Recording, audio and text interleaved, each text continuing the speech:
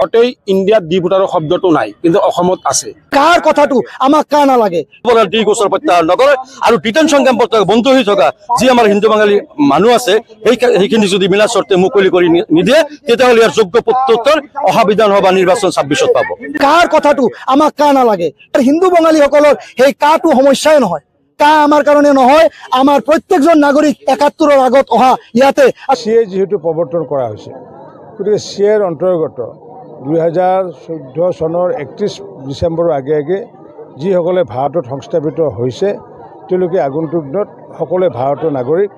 চাওক, কোনেও আপোন নহয়, এই বিজেপিৰ ক্ষমতাৰ বাহিৰে তেওঁলোক কোনেও আপোন নহয়। এতিয়া তেওঁলোকে হয়তো কিছু জাগাত দেখুৱায় যে তেওঁলোক হিন্দু বাঙালীহঁতৰ বঙালী মানুহখিনিৰ খুবেই আপোন, কিন্তু তেওঁলোক হৈছে এইটো এটা তেওঁলোক ললিপপহে জাষ্ট। প্ৰতিবাদী কাৰ্যসূচী বাঙালী সমাজে ল'বলৈ বাধ্য হৈছে। হয়, মই কৈছোঁ বাধ্য হৈছে, কিয়নো আজি দীঘলীয়া সময় ধৰি আমাৰ এই যুগান্তৰ ধৰি আমাৰ হিন্দু বঙালীসকল আমি অসমত বসবাস কৰি আছোঁ।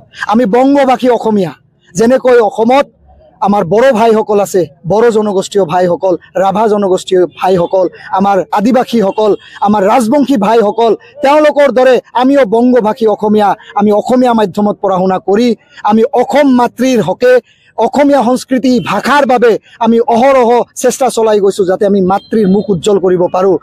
আমি এইটোৱে নহয়, কেৱল এই বৃহত্তৰ ভাৰত গঠন কৰাৰ ক্ষেত্ৰত আমি বৃহত্তৰ ভাৰত ৰাষ্ট্ৰ গঠন কৰাৰ ক্ষেত্ৰত আমি আগভাগ লৈছোঁ। আমাৰ বাঙালী সম্প্ৰদায়ে ইতিমধ্যে বাল্য বিবাহ বা আমাৰ বিধৱা বিবাহ প্ৰৱৰ্তন কৰা ইত্যাদি কাৰ্যৰ পৰা বা শিক্ষাৰ প্ৰচাৰ কৰাৰ পৰা আৰু আটাইতকৈ উল্লেখযোগ্য ভূমিকা হৈছে স্বাধীনতা আন্দোলন। স্বাধীনতা আন্দোলন এই বঙালীসকলে অগ্ৰণী ভূমিকা গ্ৰহণ কৰিছিল আৰু সেই বঙালী জাতিক আজি অসমত কুচক্ৰান্ত কৰি ডি ভোটাৰ সজোৱা হৈছে। ডি ভোটাৰ মানে সন্দেহযুক্ত ভোটাৰ। এই সন্দেহযুক্ত ভোটাৰ হিচাপে আমাৰ বঙালীসকলৰ পৰা মৌলিক অধিকাৰসমূহ কাঢ়ি লোৱা হৈছে। তেওঁলোকে ভোট প্ৰদান কৰিব নোৱাৰে, তেওঁলোকে অন্য বিষয়বিলাক কেতিয়াও আজিলৈকে মৌলিক অধিকাৰসমূহ তেওঁলোকে ভোগ কৰিব পৰা নাই। গতিকে আমি ক'ব খুজিছোঁ যে যি আইনী মেৰপেচৰ দ্বাৰাই বঙালীসকলক নিশ্চয় কৰাৰ কুচক্ৰান্তেৰে আজি ন্যায়াধিকৰণত পঠাই পেলাই তেওঁলোকক নিশ্চয় কৰাৰ এক ৰাজনৈতিক কুচক্ৰান্ত কৰা হৈছে।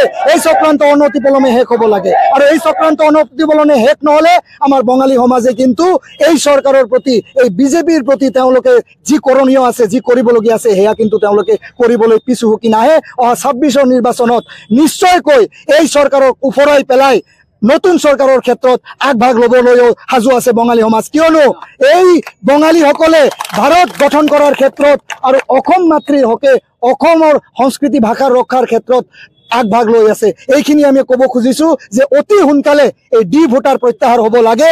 এই ডিৰ মেৰপেচৰ পৰা বঙালীসকলক অতি শীঘ্ৰে মুক্ত কৰিব। কাৰ কথাটো আমাক কা নালাগে, কিয়নো কাৰ বিষয়ে এক বিতৰ্কিত কথা। কাৰ যোগেদি ২০২৪লৈকে বিভিন্ন দেশৰ পৰা বিদেশ নাগৰিক তেওঁলোকে আনিব খুজিছে, অমুছলমান নাগৰিক। তাতে আমাৰ কোনো আপত্তি নাই, কিন্তু আমাৰ হিন্দু বঙালীসকলৰ সেই কাটো সমস্যাই নহয়। কা আমাৰ কাৰণে নহয়। আমাৰ প্ৰত্যেকজন নাগৰিক ৭১ৰ আগত অহা ইয়াতে আৰু তেওঁলোকক ডি সজোৱা হৈছে, সন্দেহযুক্ত সজোৱা হৈছে। গতিকে তেওঁলোকৰ নামৰ আগৰ পৰা ভোটাৰ লিষ্টৰ পৰা ডিটো গুচাব লাগে। স্বাভাৱিক এইটো কৰিব, কাৰণ কিয় এতিয়া ধৰক বঙালী ফেডাৰেশ্যনে ধৰক কৰি আছে, কিন্তু এতিয়া আমচুই যেতিয়া কৰে এতিয়া গৰীয়া মৰীয়া বা হেৰি বুলি নকৰে, দেশী বা ভাটিয়া বুলি নকৰে, সমগ্ৰ ইছলাম ধৰ্মৰ কাৰণে কৰে। এতিয়া ফেডাৰেশ্যনে কৰিছে, কিন্তু যদি এনেকুৱা কৰিলেহেঁতেন যে ডি ভোটাৰটো কোচ ৰাজবংশী মানুহৰো আছে, ডি ভোটাৰ অসমীয়া মানুহৰো আছে, কাৰণ কিয় বহু মানুহ আছে কোচ ৰাজবংশী মানুহ আছে, তেওঁলোকে বৰ্মন লিখে। টাইটেল বৰ্মন থকাৰ কাৰণে সেই সময়ত যেতিয়া চৰকাৰে ঠিক হওঁ সময়ত তেতিয়া বৰ্মন মানুহটোক বঙালী বনাই দি পেলাই ডি ভোটাৰ কৰিছে।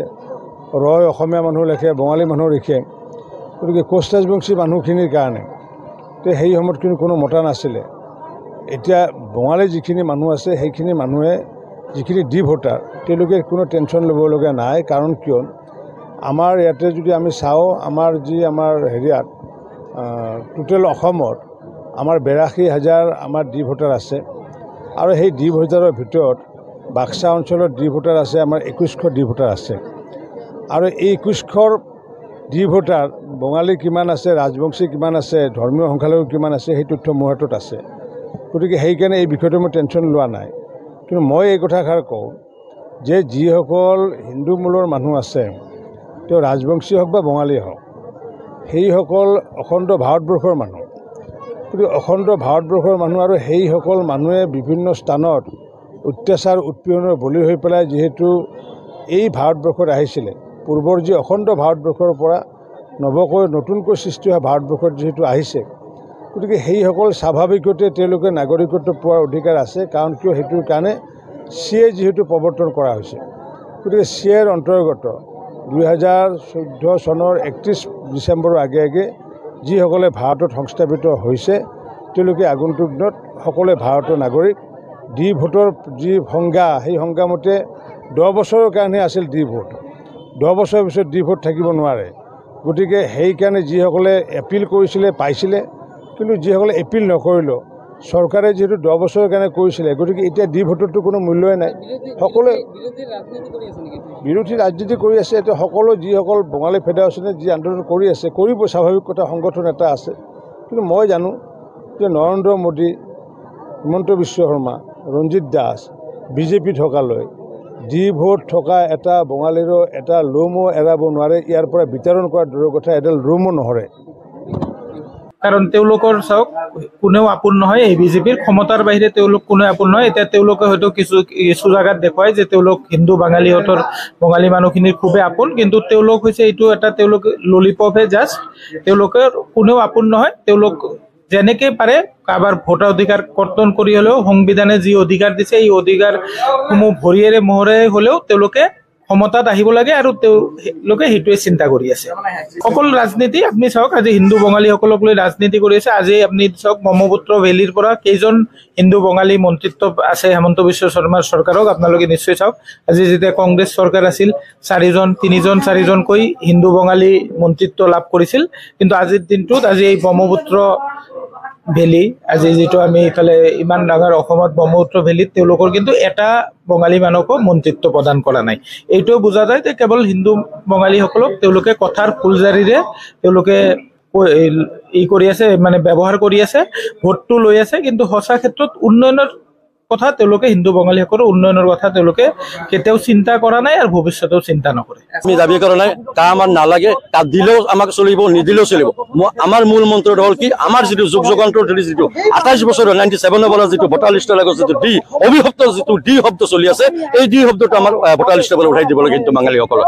ডি শব্দটো থাকিব নালাগে। কাৰণ কি, আমাৰ ভোট, আমাৰ চৰকাৰ, আমাৰ ভোটেৰে, বেংগলীৰ ভোটেৰে দুই টাৰ্ম ধৰি আমাৰ অসমক ৰাজপাট দখল কৰি আছে, অসমক চৰকাৰ গঠন কৰি আছে। গতিকে এই ক্ষেত্ৰত আমি জোৰদাৰ দাবী উত্থাপন কৰিছো, এইবাৰ আমি 26 দিনৰ যোগ্য প্ৰত্যুত্তৰ দিয়া হ'ব যদি ভোটাৰ লিষ্টৰ পৰা ডি গোচৰ প্ৰত্যাহাৰ নকৰে, আৰু ডিটেনশ্যন কেম্পত বন্ধ হৈ থকা যি আমাৰ হিন্দু বাঙালী মানুহ আছে, সেইখিনি যদি বিনা চৰ্তে মুকলি কৰি নিদিয়ে, তেতিয়াহ'লে ইয়াৰ যোগ্য প্ৰত্যুত্তৰ অহা বিধানসভা নিৰ্বাচন 26ত পাব।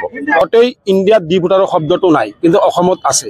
অসমৰ বঙালীসকলৰ মাজত ডি ভোটাৰ লৈ যিটো এটা হাহাকাৰৰ সৃষ্টি হৈছে, যদি অসম চৰকাৰে বঙালী 95% ভোট লৈ চৰকাৰ কৰি আছে, যদি বঙালী প্ৰেমী তেওঁলোকে হয়, বা তেওঁলোকে যদি আমাক হিন্দু বুলি ভাবে, তেতিয়াহ'লে 2026ৰ আগত যেতিয়া ভোটাৰ লিষ্ট নতুনকৈ ওলাব, তাৰ আগত যিমান ডি ভোটাৰ আছে তেওঁলোকক 26ৰ আগত ভোটাৰ লিষ্টত ডিটো উঠাই তেওঁলোকৰ নাম আনি দিয়ক। তেওঁলোকক 26ত ভোট দিয়াৰ কাৰণে প্ৰদান কৰক।